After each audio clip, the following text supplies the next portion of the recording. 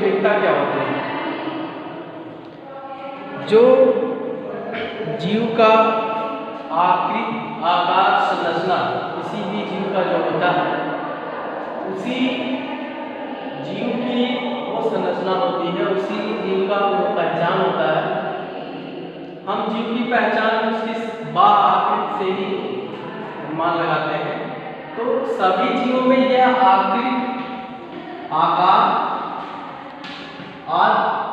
जो है सबका एक जैसा ना होके अलग अलग होता है। कैसा होता है? अलग अलग होता है। तो ये जो पृथ्वी पे जीव है, इनकी संरचना आकृति में जो अंतर है, इनके कार्य में अंतर है, इनके चाल स्वभाव में अंतर है, इसी को हम कहते हैं जीवों की विविधता। ठीक, विविधता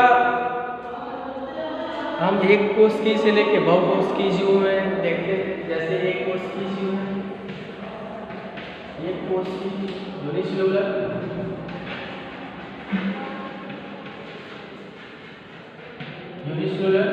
जिसमें आपको अमीबा,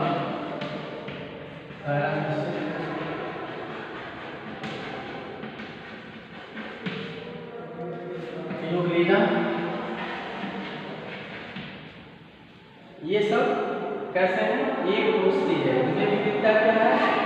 इनका जो शरीर है, शरीर कैसा है? जीव द्रव्य रूपी,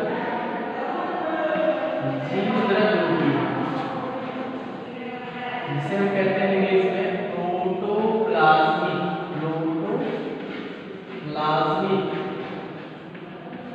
ठीक, तो ये इनकी विविधता हो गई। इसी तरह हम देखेंगे बहुकोशिकीय जीवों में। बहुकोशिकीय जीव क्या है?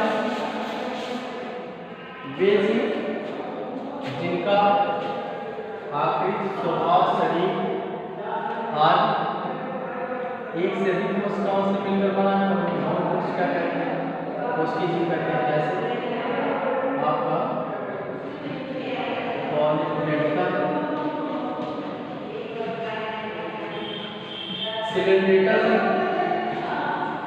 सिलेंड्रेटम का हाइड्रा। ठीक, तो ये सभी जीव अलग अलग अंतर है। जैसे पॉलिप की बात करें या मेडुसा की बात करें, तो इनकी संरचना इस तरह से होती है, कब से होती है। इसी तरह सिलेंड्रेटा है, आपका हाइड्रा है।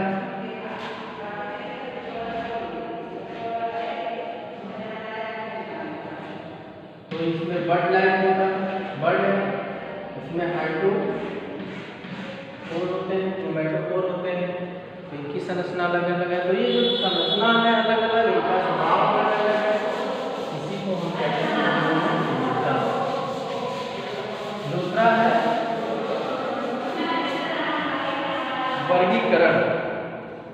वर्गीकरण, जिसे हम कहते हैं। अब वर्गीकरण की आवश्यकता क्यों? वर्गीकरण मतलब क्या होता है? क्लासिफिकेशन।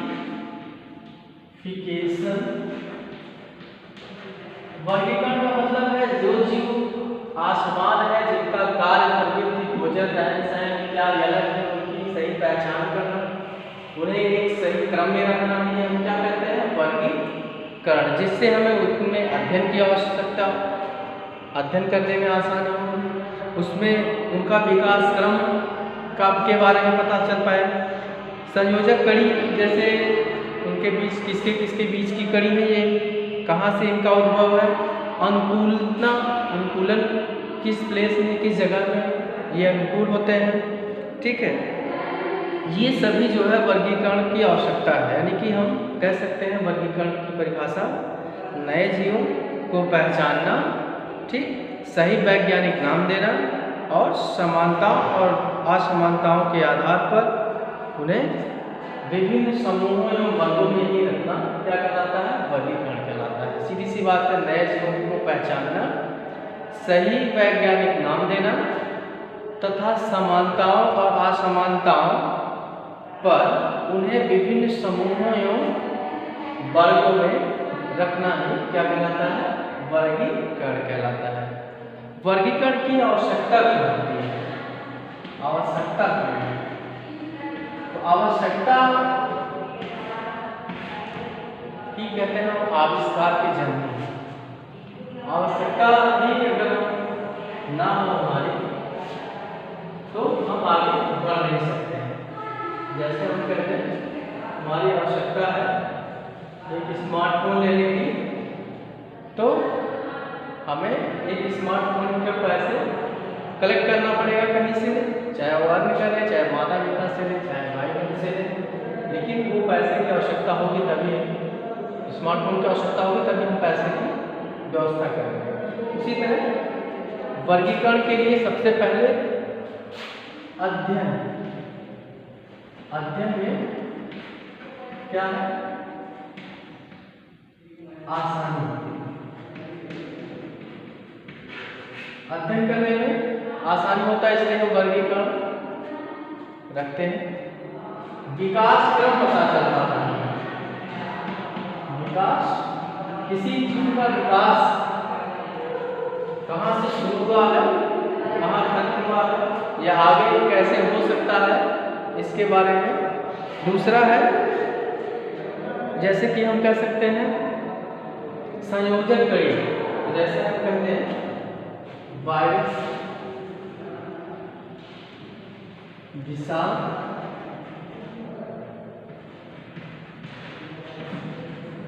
को माना जाता है, क्या माना जाता है?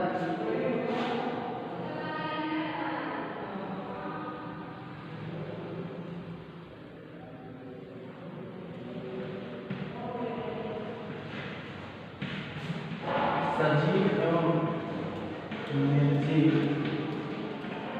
के चार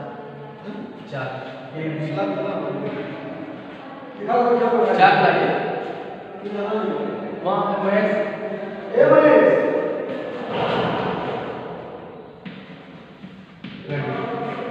उसी तरह जन्म एवं पालन के बीच की कड़ी माना जाता है।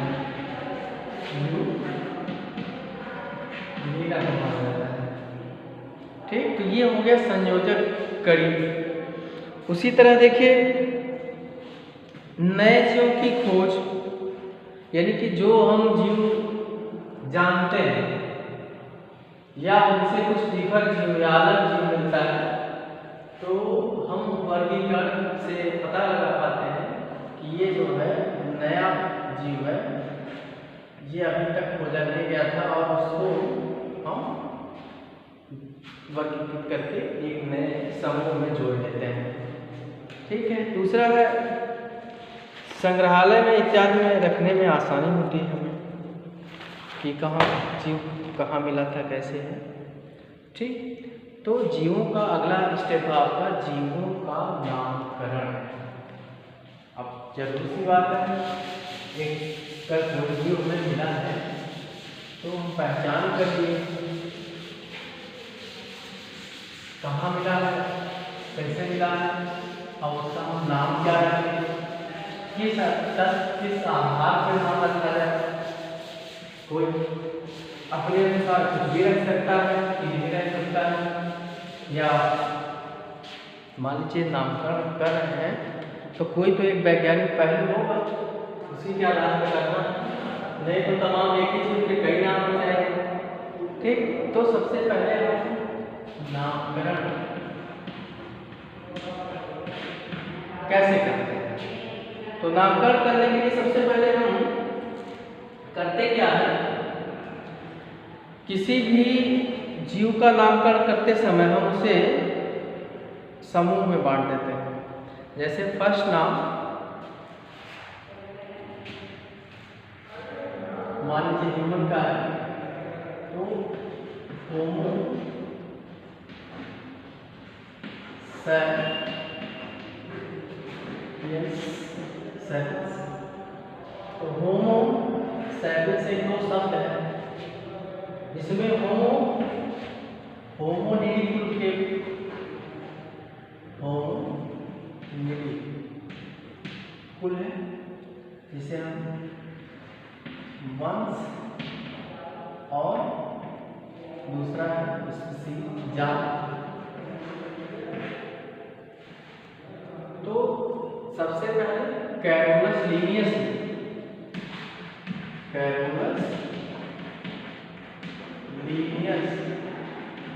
ने वंश और जात की टिप्पणी किया कि किसी भी जीवधारी को जब हम नॉमिनेट करते हैं, विभाजित करते हैं, तो उसे दो समूहों में बांटते हैं। पहला उनका जो नाम होगा वंश होगा और दूसरा जो होगा जात होगा। अगर हम इस नाम को लिखते हैं तो इनके नीचे अंडरलाइन होना चाहिए। अगर हम राइटिंग में लिखते हैं, कंप्यूटर में फॉन्ट में लिखते हैं तो इटैलिक फॉर्म में लिखा जाएगा, यानी तिरछा लिखा जाएगा, जैसे होमो सैपियंस।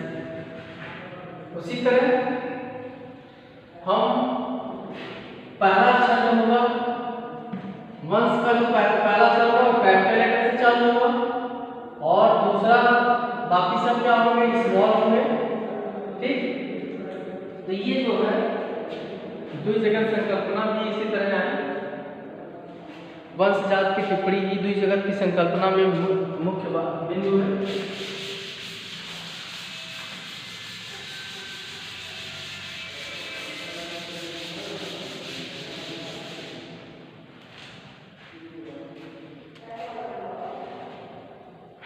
द्विनाम पद्धति इसी में आया है। इसके बाद हम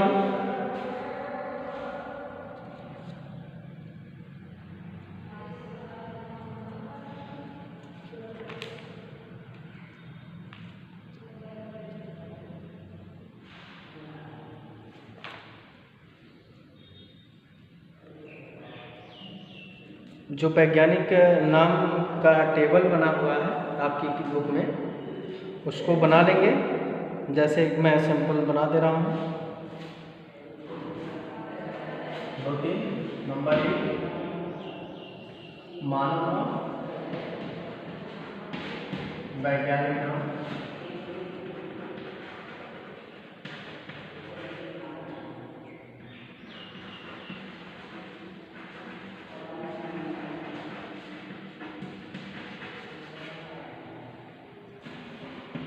दूसरा है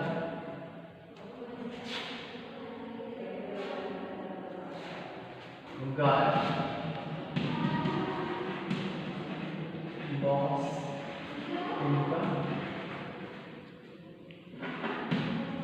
तीसरा है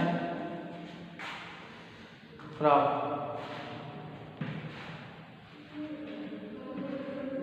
बॉस इनका से। तीसरा है मेढक,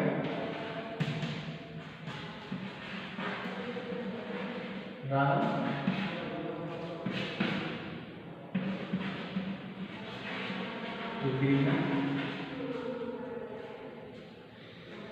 इसी तरह तमाम जो है आपको चार्ट बना लेना है। लगभग जितने भी आपको आपके बुक में मिल जाए, आसपास से जानकारी से मिल जाए या नेट से मिल जाए, आप एक टेबल बना लेंगे तो ज़्यादा बेटर होगा, जो आपके परीक्षा के लिए या आगे चल के जो है पढ़ाई के लिए बेटर होगा।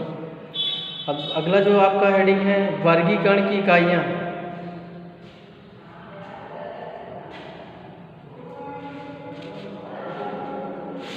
हेडिंग डाल लीजिए वर्गीकरण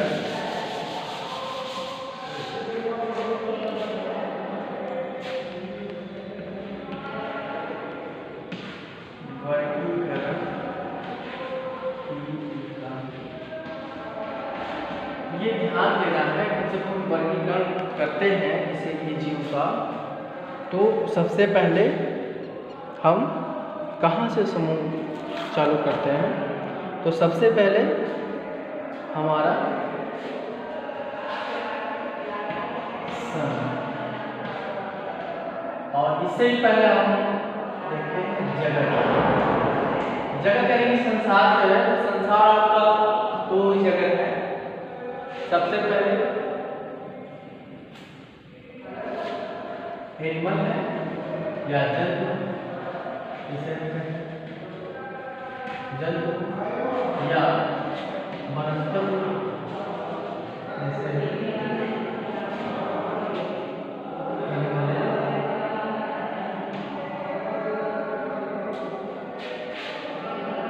राशि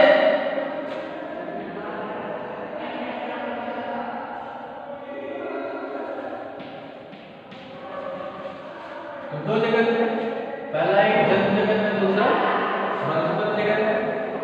ठीक है, यही दो जगत आपको बार-बार हमेशा आता है, पूछता है। सबसे पहले यानी किंगडम, इंग्लिश में से किंगडम कहते हैं, एनिमल या हमेशा प्लांट ही होता है।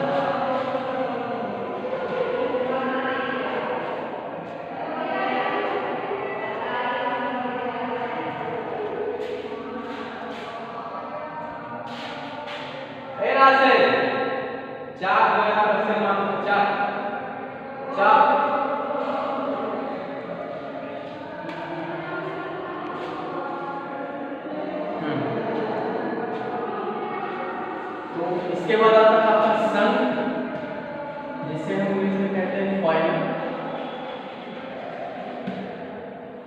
तो संघ है। इसके बाद आता है आपका वर्ग, जिसे हम इंग्लिश में क्लास कहते हैं। इसके बाद आपका है गण, ऑर्डर,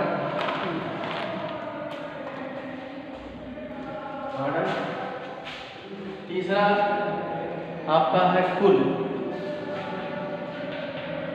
जिसे हम कहते हैं फैमिली। तीसरा वंश, अगला वंश, जिसे हम कहते हैं जीनस। और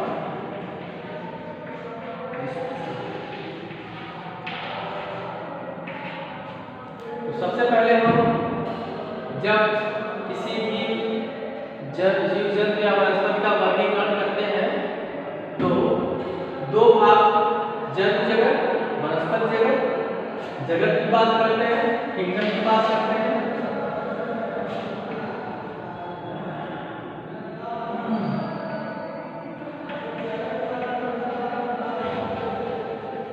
दूसरा हमें होता है आपको संघ है, तो फाइलम,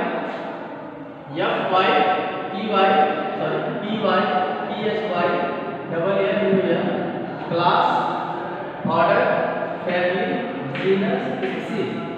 यानी कि सबसे पहले इधर से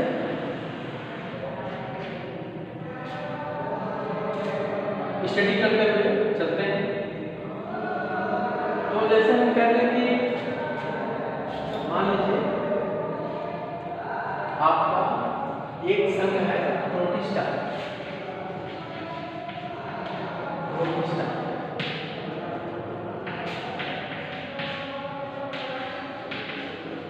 प्रोटिस्टा है, तो प्रोटिस्टा में सब काम करते हैं। उसी तरह यूग्लिना को रखेंगे तो यूग्लिना मेडिस हो जाएगी।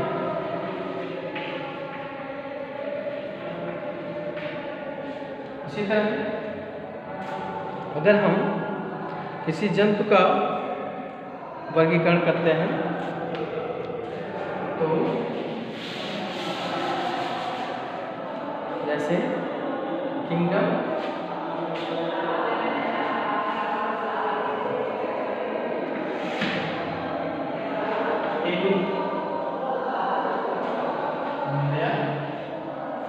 एनिमलिया। इसके बाद फाइलम आता है, तो फाइलम आपका देखिए दो होता है। पहला होता है कार्डेटा और दूसरा होता है नॉन रेडार, यानी कि जिसमें नोटोकॉर्ड, नर्व, फैरिंजियल वेवलेट्स ये तीनों पाए जाएंगे, कॉर्डेटा होगा, जिसमें ये सारी चीजें नहीं पाई जाएंगी वो नॉन कॉर्डेट होगा। इसके बाद अगला है, इसी में ही सब फाइलम में रखे हैं, सब फाइलम, तो सब फाइलम में आपका है तो वर्टिब्रेट, वर्टिब्रेटा, नॉन वर्टिब्रेट। इसके बाद आपका है क्लास, तो क्लास में स्तनधारी, जिसे हम कहते हैं मैमलियन, ठीक। इसी तरह आगे सब क्लास में, सब क्लास इसी का होता है, तो देखिए सब क्लास यहाँ पे स्तनधारी में 3, ठीक। कौन कौन है यहाँ पे आपका स्तनधारी जो आते हैं, जो यूथेरियन में आते हैं, यूथेरियन, जबकि इनमें दो और है, मेटाथेरिया और प्रोटोथेरिया, ये सब क्लास है ये पूरे इसके क्या नाम है जंतु जगत में। लेकिन यहाँ पे हम अगर स्तनधारी की बात करते हैं तो यूथेरिया में रखा जाएगा, ठीक है। और मेटाथेरिया में वे जंतु आते हैं जैसे कंगारू है, जिनमें जो है पूर्ण रूप से परिपक्व बच्चे नहीं होते हैं, और प्रोटोथेरिया में जो अल्प विकसित होते हैं। इसके बाद आपका आता है कुल फैमिली, तो होमोनिडी,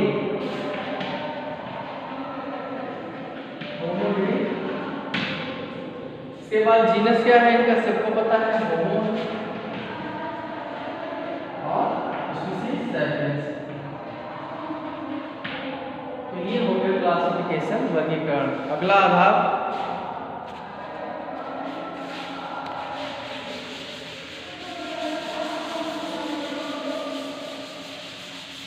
अगर कोई दिक्कत हो वीडियो में तो आप एग्जैक्ट होंगे, मेरा नंबर लिख करके, मेरा नंबर है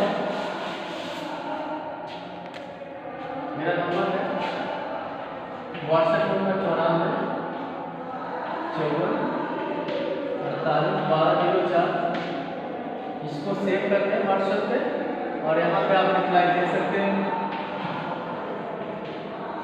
यहाँ आपको जानकारी दे दी जाएगी।